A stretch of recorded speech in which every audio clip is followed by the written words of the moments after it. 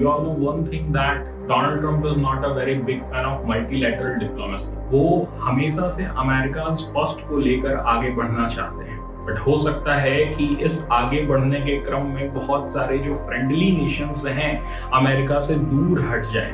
और इस वीडियो में हम लोग वही सारे पॉलिसीज को डिस्कस करने वाले हैं। सबसे पहले हम लोग ट्रेड से स्टार्ट कर सकते हैं। किसी ने भी ये नहीं सोचा होगा कि ट्रंप के सेकेंड टर्म में हो सकता है कि कनाडा और मैक्सिको जैसे पुराने अलाइज जो है वो सबसे अधिक सफर करेंगे।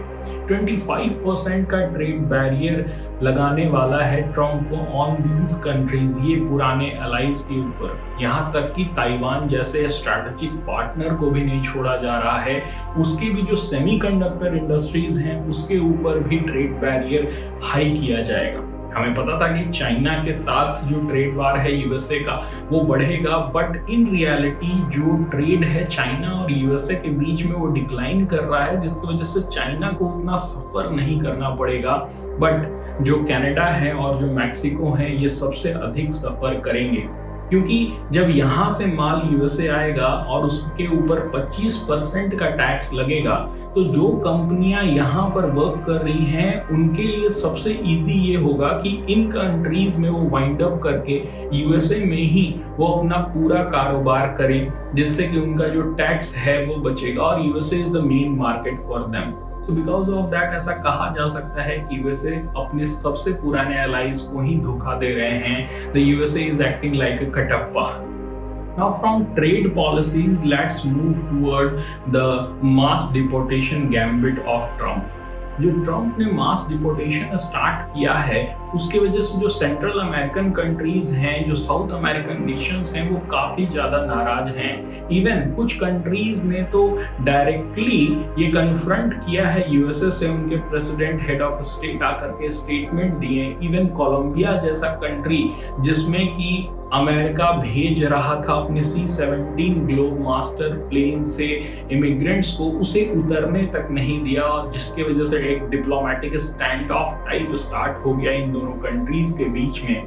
तो ये शो करता है कि जो सेंट्रल अमेरिकन कंट्रीज हैं, साउथ अमेरिकन कंट्रीज हैं, वो इस चीज को बहुत ही ईजिली नहीं ले रहे हैं। इवन इंडियंस को भी नहीं छोड़ा गया है। इंडिया में भी 104 इंडियंस को डिपोर्ट किया गया है यूएसए से, बट इंडिया का अलग ही एंगल रहता है। वो आपदा में अवसर खोजते हैं। उन्होंने इसे काफी अच्छी तरह से टर्न किया और इंडिया ये खोजने में लग गया कि ये सारे जो इमिग्रेंट्स वहां गए थे वो गए कैसे थे, कौन सा ऐसा नेक्सस इसके पीछे काम कर रहा है, और India is going to crack that nexus for the benefit of Indian people.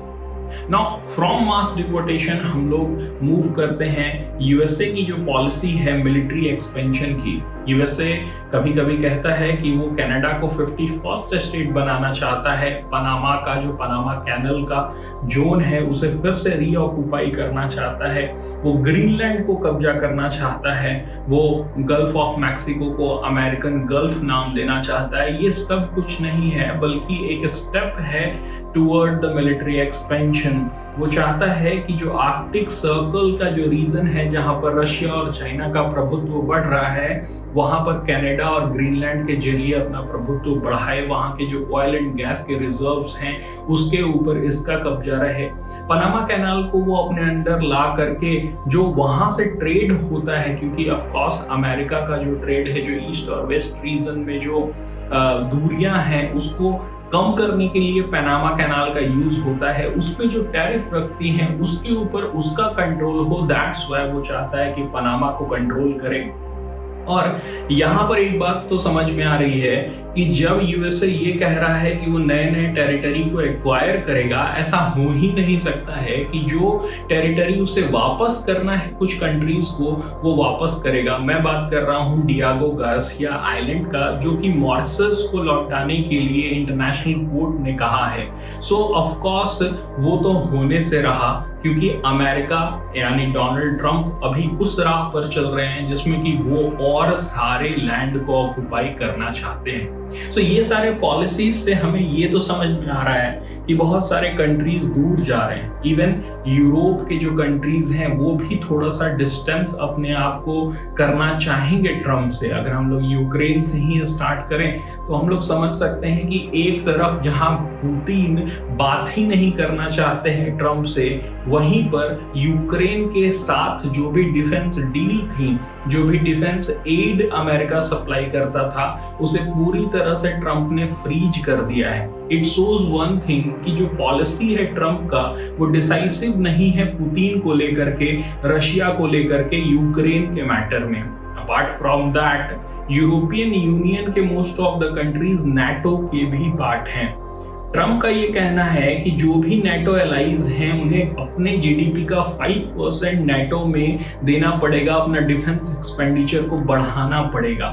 अब ये भी एक बहुत ही बड़ा इशू है यूरोपियन लीडर्स के लिए, क्योंकि उन्हें ऐसा लगता है कि वो अपने पैसे को बर्न करके फिर से अमेरिका को ग्रेट करने जा रहे हैं। तो यहाँ से यूरोपियन यूनियन के लीडर भी परेशान हैं। अगर हम लोग वेस्ट एशिया के तरफ जाएं तो ट्रम्प का भी एक बयान आया था कि जो भी पैलेस्टीनियन अभी फिर से रिफ्यूजी बन गए हैं उन्हें रीलोकेट करना चाहिए जॉर्डन में या फिर इजिप्ट में। अब इसके बाद फिर से जो भी पैलेस्टीनियंस हैं या फिर जो वेस्ट एशिया में अमेरिका के अलाइज हैं, फॉर एग्जांपल सऊदी अरेबिया या UAE, is not happy with Trump और यूएसए। सो एक तरह से हमें ये देखने को मिल रहा है कि लाइंस में बहुत सारे ऐसे कंट्रीज हैं जो कि ट्रम्प के जो भी पॉलिसीज हैं उनसे काफी नाराज हैं, और हो सकता है कि आने वाले समय में ट्रम्प और यूएसए आइसोलेट होते हुए हमें दिखे। सो आई होप आपको ये सारे पॉइंट्स समझ में आए होंगे related to Trump and USA policies. That's it for this video. Thank you.